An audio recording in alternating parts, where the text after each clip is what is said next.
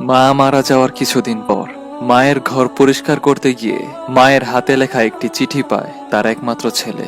চিঠিতে লেখা ছিল, খোকা, এই চিঠি যখন তোর হাতে পড়বে তখন আমি তোর কাছ থেকে অনেক দূরে চলে যাব, যেখান থেকে কেউ কোনোদিন ফিরে আসে না। খোকা, তোর অনেক কথাই মনে নেই, তাই এই চিঠিতে লিখে গেলাম তোর মনে না থাকা সেই কথাগুলি। তুই যখন ছোট্ট ছিলি একবার তোর জ্বর এসেছিল, আমি 3 রাত ঘুমাতে পারিনি, তোকে বুকে নিয়ে বসেছিলাম, কারণ তোকে বিছানায় শোয়ালেই তুই কেঁদে উঠতি। তোর বাবা আমাকে বলেছিল তোকে শুইয়ে রাখতে, কিন্তু আমি পারিনি, সেজন্য আমাকে অনেক কথা শুনিয়েছিল তোর বাবা। তোকে রাতে যখন বিছানায় শোয়াতাম তুই প্রস্রাব করে বারবার বিছানা ভিজিয়ে ফেলতি, তখন আমি তোকে আবারও শুকনো জায়গায় শোয়াতাম, আর আমি তোর প্রস্রাবের ভেজা জায়গায় শুয়ে থাকতাম। তোর বাবা যখন মারা গেল তখন অনেক কষ্টে আমাকে সংসারটা চালাতে হয়েছিল। একটা ডিম ভেজে 2 টুকরো করে তোকে দুবেলায় দিতাম। এমনও দিন গেছে শুধু লবণ দিয়ে ভাত খেয়েছি আমি, কিন্তু তোকে বুঝতে দেইনি। একদিন রান্না করার মতো কোনো চাল ছিল না ঘরে, তখন কোনো উপায় না পেয়ে এক বাড়িতে কাজ করে কিছু চাল এনে ভাত রেঁধে খাইয়েছিলাম তোকে। হয়তো তুই ভুলে গেছিস, যখন তোর ইন্টার পরীক্ষার ফি দিতে পারছিলাম না তখন তোর বাবার দেয়া শেষ স্মৃতি নাকফুলটা বিক্রি করে দিয়েছিলাম।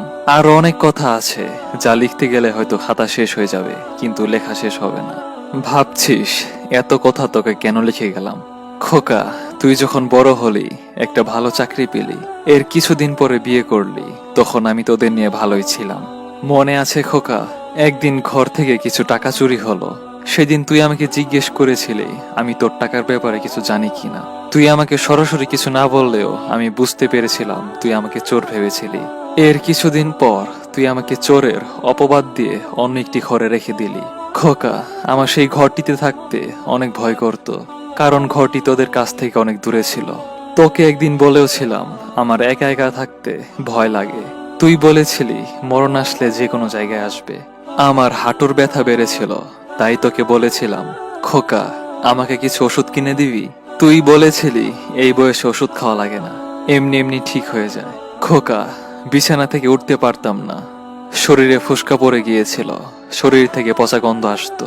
কতদিন যে স্নান করিনি তা ঠিক বলতে পারবো না। খোকা, তোর ঘরটা ছিল আমার ঘর থেকে অনেক দূর, কখন আসিস কখন চলে যাস আমি কিছুই দেখতে পারতাম না, তবুও পথের দিকে তাকিয়ে থাকতাম।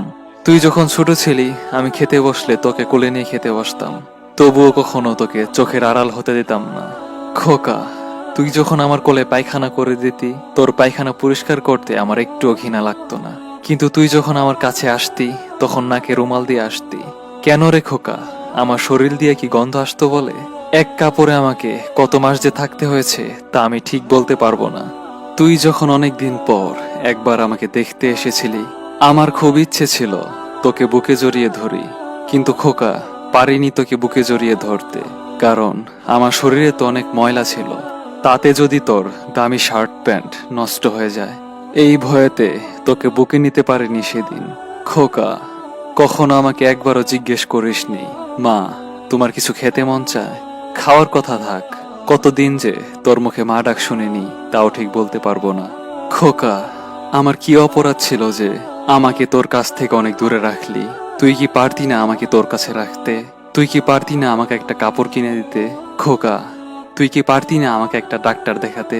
আমাকে একটা ডাক্তার দেখালে হয়তো এই পৃথিবীতে আরো কিছুদিন বেঁচে থাকতে পারতাম। খোকা, কোনো মা তার সন্তানের কাছে পেট ভরে খেতে চায় না, শুধু মন ভরে মা ডাক শুনতে চায়, যা তুই কখনো বুঝতে চাসনি।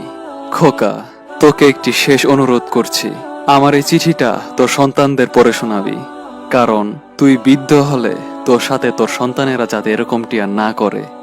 ভালো থাকিস, ইতি, তোর মা। হয়তো গল্প, কিন্তু পড়তে গিয়ে কতবার যে কেঁদেছি তার কোনো হিসাব নেই, তাই বলছি প্লিজ শেয়ার করুন। সবার জানা দরকার যাতে এমন ভুল আর কেউ না করে।